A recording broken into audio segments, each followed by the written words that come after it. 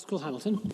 Thank you, Presiding Officer. To ask the Scottish Government, with the school term resuming, whether it will provide an update on how it is ensuring equal access to learning, including for those with additional support needs and from disadvantaged backgrounds.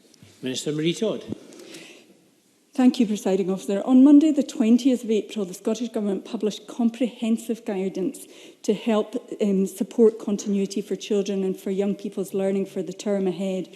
The guidance is for pupils and parents and teachers and was prepared by the Scottish Government and Education Scotland with helpful advice and input from COSLA, Solace, ADIS and professional associations.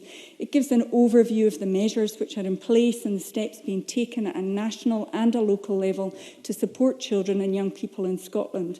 We recognise that children and young people with additional support needs may be finding this particularly challenging, and that's why we've developed advice for parents and carers to enable them to support children and young people with additional support needs when learning at home. The advice will be published by the end of this week on the Parent Club Coronavirus Hub.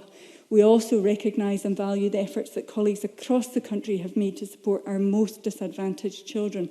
And as I said in answer to my previous questions, the Scottish Government has provided local authorities with flexibility to redirect resources aimed at closing the attainment gap to help mitigate the impacts of school closures on our most disadvantaged families. Alex Cole-Hamilton. Grateful for that answer. Can I remind the Chamber that I am married to a primary school teacher who is also working at the Key Worker childcare hubs. It was a heroic effort of our teachers and parents to get learning in place for the 10 days before Easter. But now we are entering a 10-week term with the very real possibility that remote learning may be required throughout. And we know how fast children develop and that attainment gaps can widen quickly without proper teaching. Some pupils will be feeling very keenly the loss of classroom structure and other support services. And one father has told me that there is limited material available online suitable for his daughter who needs one-to-one support, Macedon Sign Language and other provision. He requests for more from him, and the rest of his family have yet to bear fruit. Will the Minister ensure that videos and other resources are available online to help children with moderate learning difficulties? Minister Marie Todd. Absolutely. The families of vulnerable children, and including some children with additional support needs, do have access to childcare through local authority hubs, as you mentioned, and support and advice is being provided to the parents of children with additional support needs through the Scottish Government's Parent Club website and by a whole range of partner organisations, including Call Scotland, Dyslexia Scotland, The Reach and Inquire. So that constituent who you've mentioned should be able to find some support in some of those partner organisations, but obviously you're more than welcome to come back to us if your constituent is struggling to find the support that they require. Alex Cole-Hamilton. Of that answer also.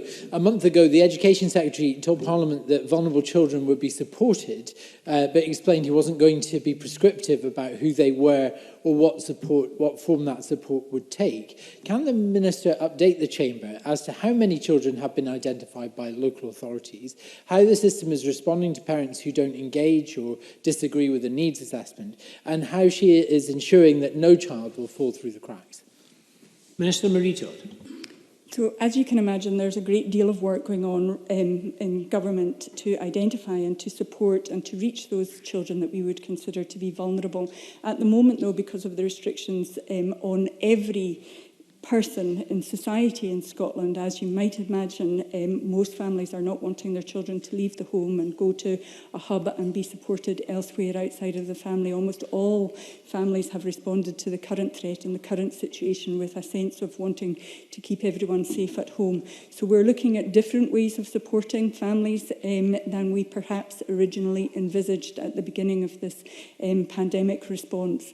One thing which has been remarkable has been seeing the flexible approach to free school meal provisions. So free school meals, some are happening within the school building, some are being delivered from the school building to homes, some are being provided in terms of e-vouchers, some are being provided in terms of cash should the person, the family live in a rural place where they're unable to use vouchers or tokens for certain supermarkets. It is remarkable the level of flexibility that our local authority partners have have brought to these challenges, and about 140,000 children in Scotland are currently benefiting from free school meals.